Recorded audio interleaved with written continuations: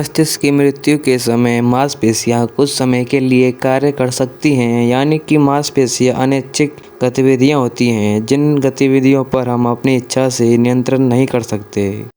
हमारी आंखें नियमित रूप से बिना हमारी इच्छा से झपकती हैं। इस प्रकार अनैच्छिक गतिविधियों का होना हमारे जीवन के लिए आवश्यक है। इस वीडियो में हम डेथ ब्रेन के बारे में जानेंगे कि डेथ ब्रेन क्या होता है। वीडियो को स्किप ना करना, वीडियो पूरा देखना ताकि आपको वीडियो पूरी समझ में आए। तो वीडियो शुरू करते हैं। डेथ ब्रेन का मतलब होता है कि मृत्यु मस्तिष्क, यानी कि हमारा जो दिमाग होता है वह पूरी तरह से काम करना बंद कर देता है, अर्थात मस्तिष्क की सभी गतिविधियां बंद हो जाएं तो मनुष्य की मृत्यु हो जाती है। क्योंकि दिमाग को ऑक्सीजन की आवश्यकता होती है, लेकिन यदि दिमाग को ऑक्सीजन की कमी होती है तो मस्तिष्क की कोशिकाएं मरने लगती हैं। पहले तो हम ये जानेंगे कि मस्तिष्क और दिमाग दोनों एक ही हैं, तो इसका उत्तर होगा हाँ। यानी कि मस्तिष्क शब्द एक वैज्ञानिक शब्द है जो हमारे शरीर के उस अंग को दर्शाता है जो हमारे विचारों, भावनाओं और शारीरिक गतिविधियों को नियंत्रित करता है। लेकिन दिमाग शब्द का उपयोग हम अपनी ज़िंदगी में एक से अधिक बार प्रयोग करते हैं और दिमाग शब्द को एकदम स्पष्ट रूप से समझा जा सकता है।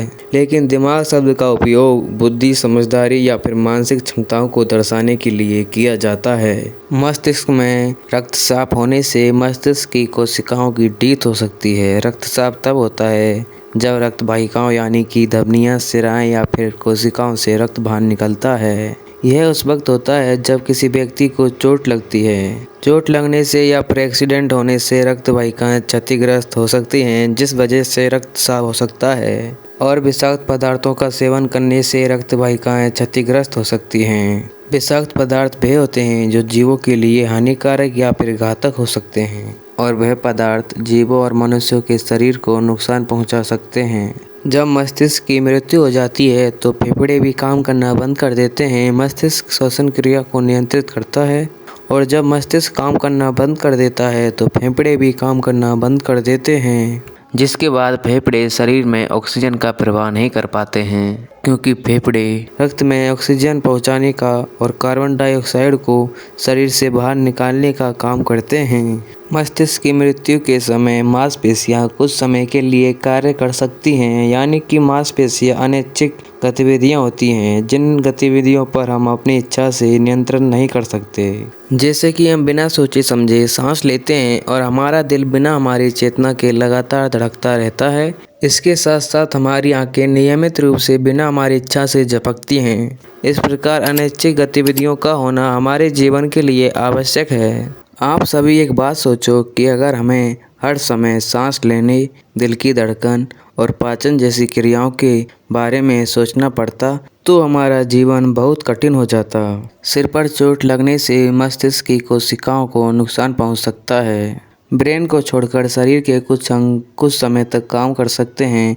अब हम हृदय के बारे में विस्तार से जानेंगे।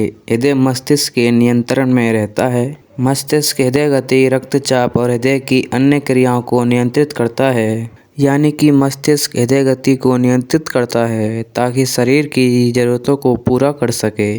जैसे कि एक्सरसाइज या वर्कआउट के समय मस्तिष्क हृदय की गति को बढ़ाता है ताकि मांसपेशियों को अधिक ऑक्सीजन मिल सके। इसके अलावा अगर हम ज़्यादा चिंता करते हैं तो हृदय की गति बढ़ सकती है। वीडियो देखने के लिए धन्यवाद। अगर वीडियो पसंद आए तो लाइक करें, शेयर करें, कमेंट करें, और हाँ, चैनल को सब्सक्राइब करना ना भूलें। फिर मिलते हैं जल्दी एक नए वीडियो में।